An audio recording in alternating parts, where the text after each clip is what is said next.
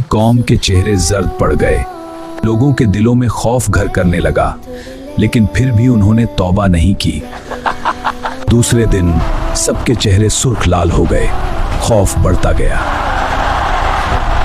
कुछ लोगों ने भागने की कोशिश की, लेकिन कोई जगह पनाह की नहीं थी। और तीसरे दिन सबके चेहरे सियाह काले पड़ गए। और तीसरे दिन सबके चेहरे सियाले पड़ गए। अब सबको यकीन हो गया कि अजाब आने वाला है। हजरत सालेह अलैहिस्सलाम ने ईमान लाने वालों को लेकर उस शहर से निकल गए। एक आखिरी बार उन्होंने पीछे वो कौम जिसे उन्होंने सालों दावत दी, जिनसे हाँ मोहब्बत थी, खा। ऐ मेरी कौम, मैंने तुम्हें अपने रब का पैगाम पहुंचाया और नसीहत की, मगर तुम नसीहत करने वालों को पसंद नहीं करते। और फिर सुबह होते ही अल्लाह का अजाब आ गया। एक जबरदस्त चीख, सहा, आंसुओं को भयानक चीरती पकड़ी। एक भयानक जलजले ने पूरी जमीन को हिला दिया। वो शानदार महल जो पहाड़ों में साशे मिट्टी में पड़ रहे, वो जालिम कौम जो घमंड में चूर थी, और जालिमों को एक भयानक चीख ने पकड़ लिया, जैसे वहां कभी कोई बसता ही नहीं था।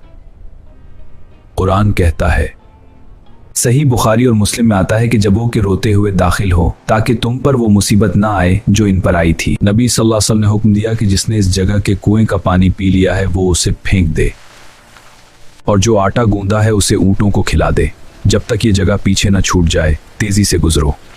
रिवायतों के मुताबिक हजरत सालेह अलैहिस्सलाम अपनी कौम की हलाकत के बाद ईमानदारों के साथ फलस्तीन के इलाके रामल्ला में चले गए, जहां उन्होंने बाकी जिंदगी अल्लाह की इबादत में गुजारी। कुछ रिवायतों में मक्का मुकर्रमा का भी जिक्र है कि वो वहां भी रहे और इबादत करते रहे। इस किस्से का पहला सबक यह है कि तौहीद, एक अल्लाह की इबादत, यही दीन का बुनियादी पैगाम है। हर नबी ने यही दावत दी। शिर्क सबसे बड़ा गुनाह है जिसे अल्लाह कभी माफ नहीं करता।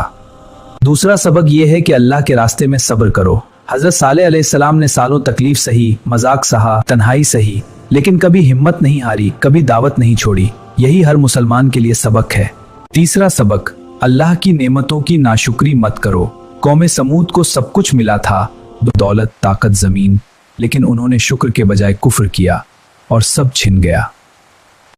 और चौथा सबक, जुल्म का अंजाम हमेशा बुरा होता है। चाहे जालिम कितना ही ताकतवर हो, अल्लाह की पकड़ से कोई बच नहीं सकता। आज भी सऊदी अरब के इलाके अल उला में मदाइन सालेह के खंडहर मौजूद हैं, यूनेस्को की विश्व धरोहर। ये पत्थर आज भी गवाही दे रहे हैं कि अल्लाह का अजाब सच है और उसके नबी